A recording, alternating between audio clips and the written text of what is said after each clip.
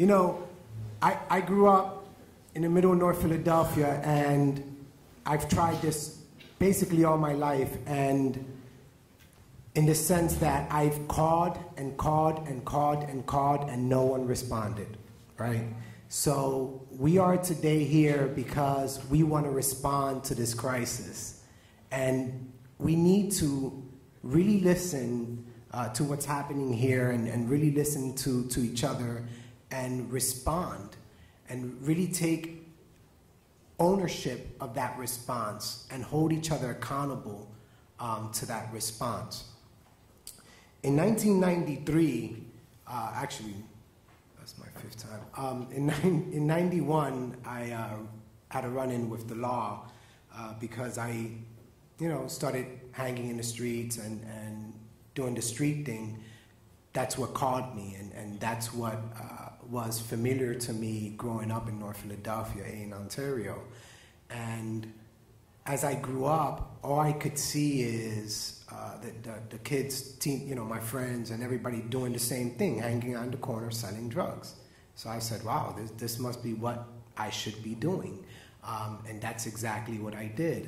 And I was locked up for it, never served time, because as a juvie, if you don't get caught with so much, you don't really serve time. So they abuse you physically and verbally in the roundhouse, kick you around a few, and then have your mom pick you up 24 hours later.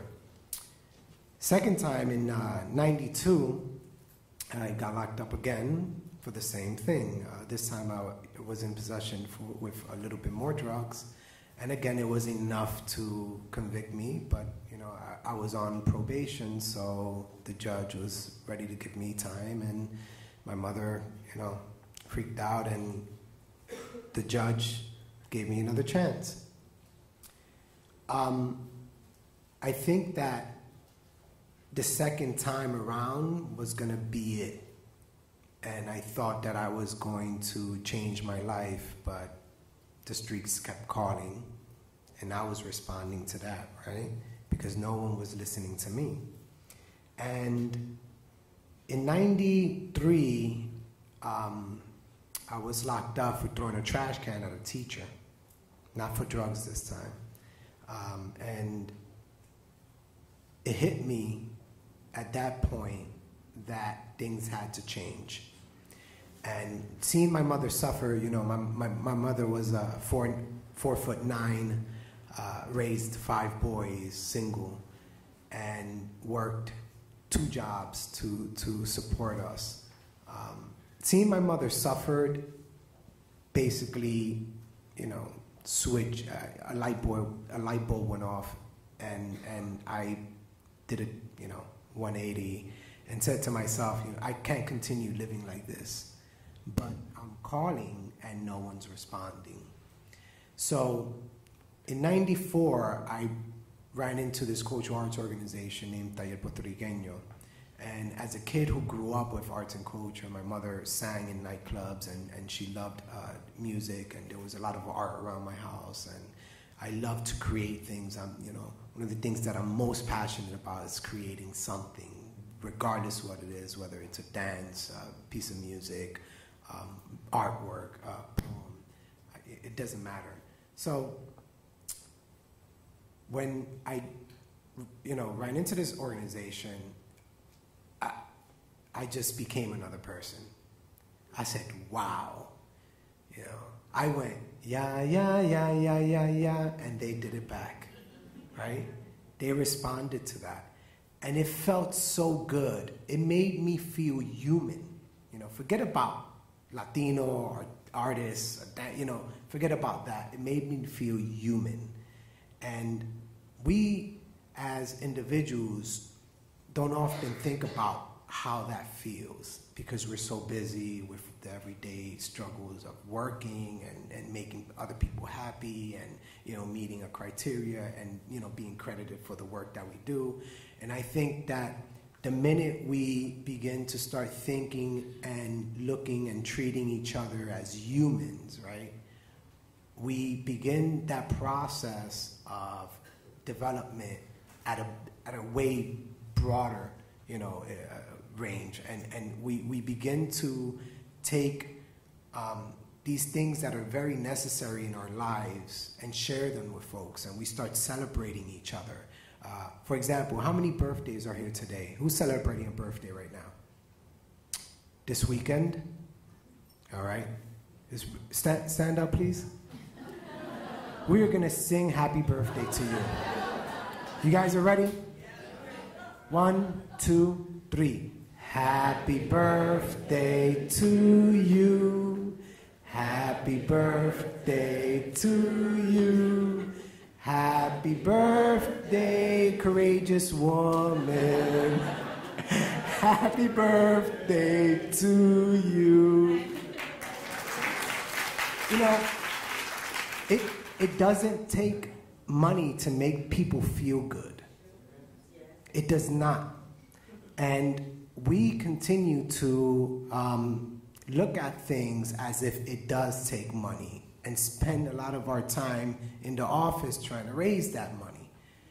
But the simple fact that we could be change agents by celebrating who we are, by celebrating our accomplishments, by looking at each other and saying, you know what, that's a beautiful outfit.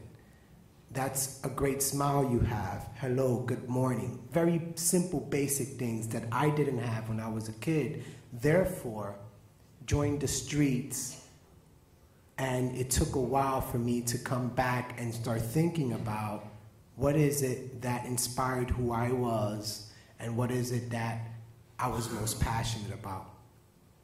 Fast forward 10 years from then, I became so hungry and in love with art and making and the process, the creative process. I went back to school and graduated from Temple University, got my bachelor's, then went back again after seeing my wife get her master's, and I said, I'm gonna get my master's too. You can't do it, I'm gonna do it too, right?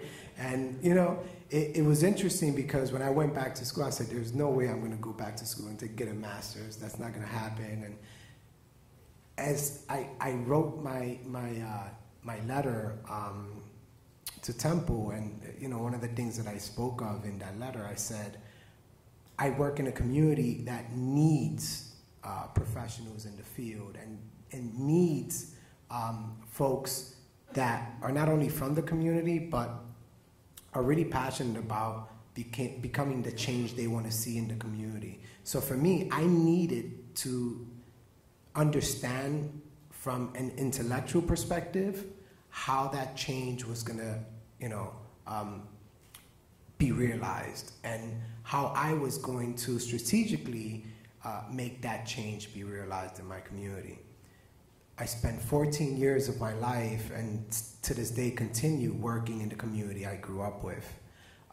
Not because I want to be rich, but because, exactly, right? You know, when we talk about nonprofit work, we're talking about nonprofit work. Don't let the suit fool you. I had it on yesterday. So I started working in my community because in every child there was a Lucas Rivera, right? And for me, it was most important and a mission of mine to make sure that that other Lucas Rivera doesn't fall through the cracks, and that I could take this power of the arts and change people's lives. I run a music organization.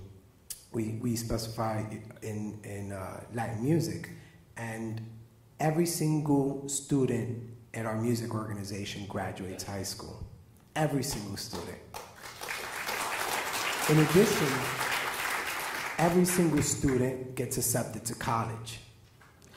Because, you know, I try to stay away from cultural enrichment, not because I disagree with it, but because as a Latino, I grew up with cultural enrichment, and I live it, right? How much more can I be enriched, right?